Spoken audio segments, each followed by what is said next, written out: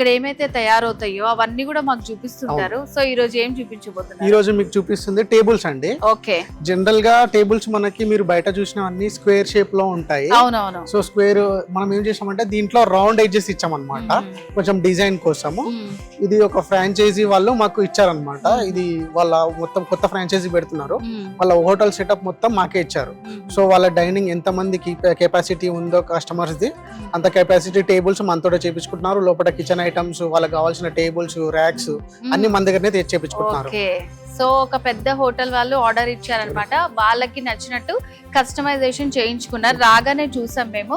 So ఇవి look కూడా చాలా కొత్తగా ఉంది, చాలా బాగుంది, ఫినిషింగ్ కూడా చాలా నీట్ గా ఉందండి.